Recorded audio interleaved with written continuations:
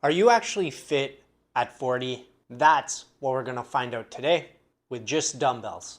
6 moves, 3 levels. We'll find out if for each of them, you either need work, you're on track, or you're elite. I'm running every test in front of you, so you'll see whether my own training, my own home workouts has held up or exposed some gaps. Pass them all, you're clearly fit. Fail a few, then you're gonna know what there is to work on. Either way, no more guessing. Let's get into the tests. All right, test number 1, we're gonna get into it. It's the dumbbell floor press. And why we're doing this, first off, some people don't have a workout bench at home. They can't do a dumbbell bench press. This removes the need for having a workout bench. You just lie down on the floor, press the dumbbells up.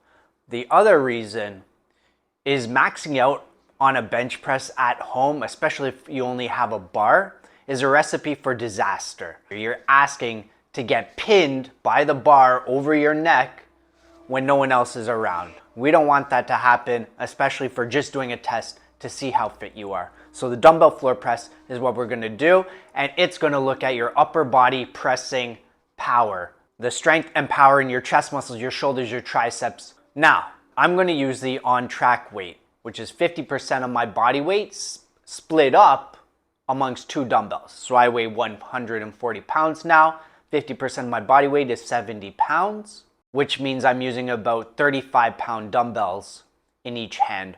What we're gonna try and do is get 10 reps. How we're gonna do it is we're gonna come to a rest on the ground, a pause with the upper arms on the ground before pressing up every time. And here's the key, is you don't relax your muscles while your arms are touching the ground. You're just pausing, you're not relaxing the muscles. Let's see if I can do it. Here we go.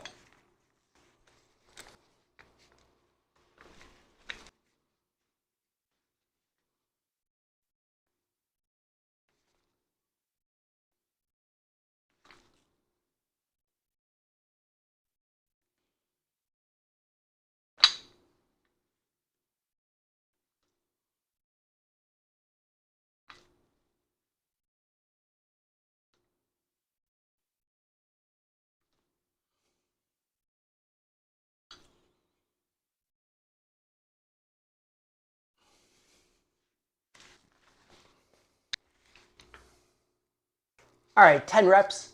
That actually wasn't too tough. I probably could have tried the elite numbers, which would be a little heavier. But like I said, live to lift another day. It's not worth tweaking something or risk pushing something too hard just for the sake of the test. So the strength standards for the dumbbell floor press is less than 25% of your body weight split between the dumbbells for either 10 reps or fewer. Okay, that needs work. On track is what I showed you, 50% of your body weight, that's split up between 2 dumbbells, and you get 10 clean reps with that. And then elite is 65% of your body weight split up between the 2 dumbbells. If you attempt that and you get fewer than 10 reps, then count yourself, score yourself as on track. Let's go to test number 2, the dumbbell 1-arm row. The next dumbbell test is the dumbbell 1-arm row. Why we're testing this is because the dumbbell floor press tested our upper body pressing power. Now, with the row, we want to test our upper body pulling power, basically the muscles on the back of the body. How do they compare to your pressing muscles? Why this test is important is because guys over 40, a lot of us have years of slouch posture from working a desk job. And so strong back muscles correlates to countering this slouch posture, not just for performing an exercise. So we're looking here to use 0 momentum. Fully stretch the arm out. What I'm going to attempt doing is I'm going to go for the elite track on this one, and we'll see if I can get 10 reps with my right arm and my left arm.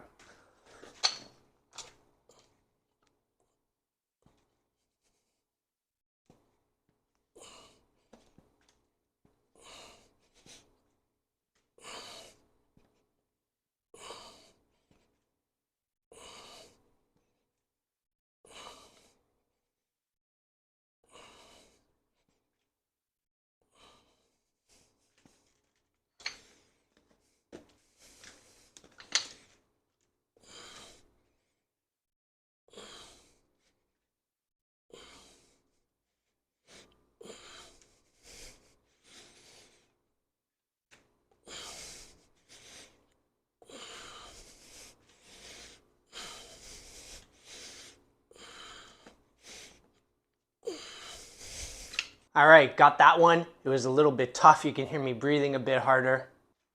For strength standards for the one-arm dumbbell row, needs work is 35% or less of body weight for the dumbbell you have in your hand for the test, and you get 10 or fewer reps each side, or your form breaks down. You have to use some momentum.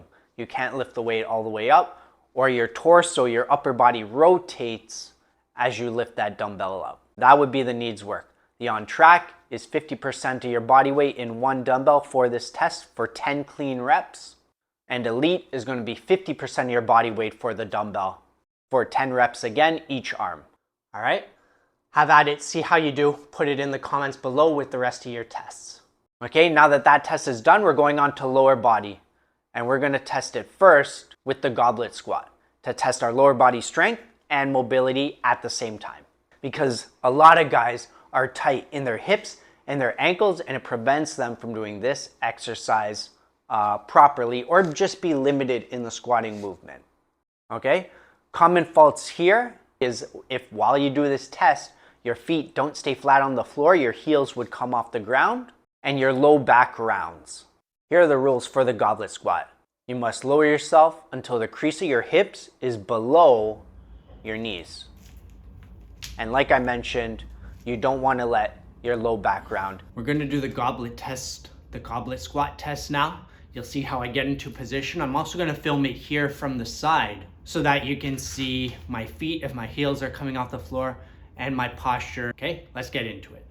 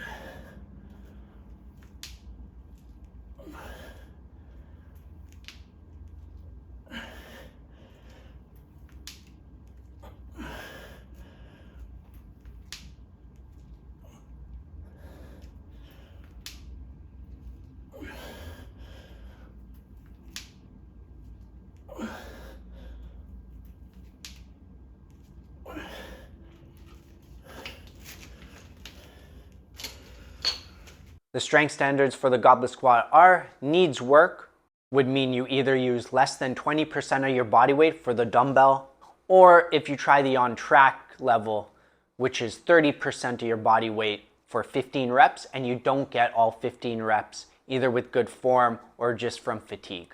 And then elite is if you use 40% of your body weight for the dumbbell and you get all 15 reps with good form. Look, we're halfway through the test now. And if your hips or your upper back or your chest, if any of that is barking at you, don't sweat it. This is why we run these tests periodically. This is why we track the data. And to make this easy for you so that you have the benchmarks of the strength standards for needs work, on track, and elite for all of these movements, for all of these exercises, I put them all in a quick printable tracking sheet for you. You can download it at the first link in the description. You'll be able to easily track your weights. You'll easily be able to find the weights to use for the tests and then track everything all in one sheet. Now let's shift from mobility to pure engine output with test number 4, the dumbbell squat and press. The dumbbell squat and press tests pure work capacity, your ability to keep going, keep doing the reps with good form, even as you start to feel the fatigue. So we're doing this test for a full 60 seconds and seeing how many reps we can get. For the squat, we want to make sure our heels stay down, just like we talked about in our goblet squat. For the press, you want to make sure when you press, your arms go straight up, they don't press forwards, your posture doesn't change and start slouching as you press the weights up.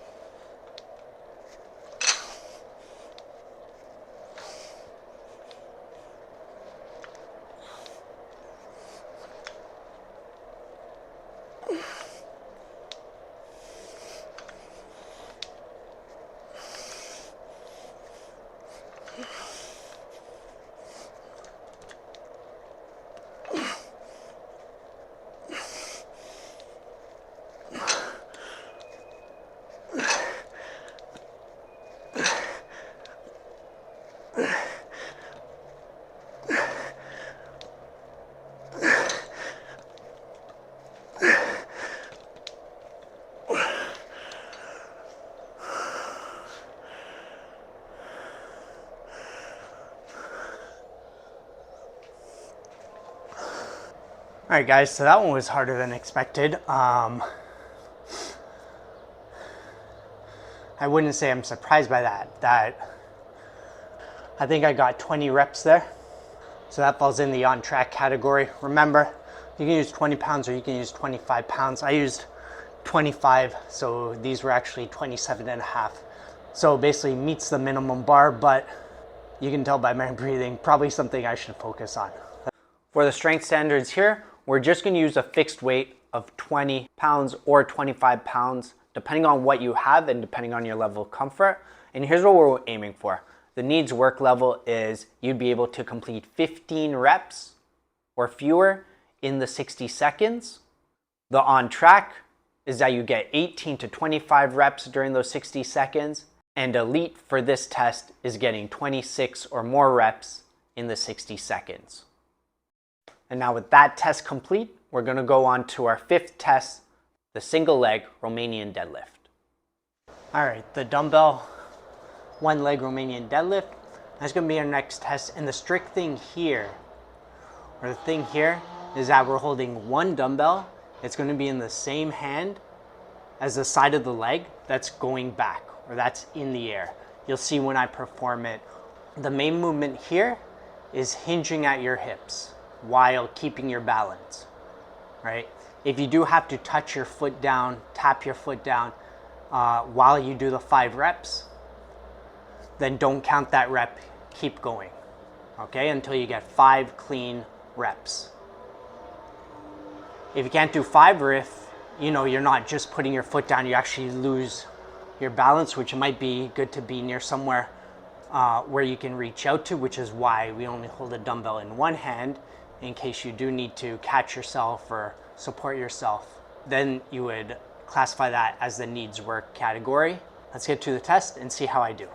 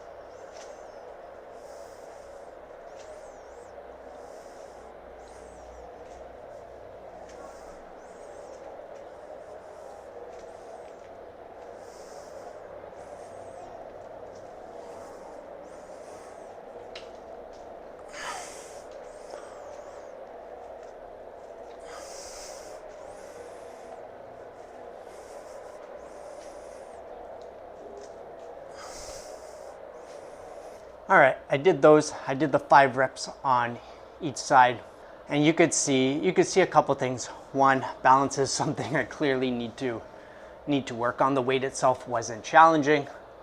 That part was easy standing up, but obviously the balance part it did feel on most reps that I needed to just tap my foot down, my toe down ever so briefly to stabilize myself before going again. Even though the reps were clean and I did the 5 reps, this would still be something, balance would still be something that I'd benefit from focusing on going forward.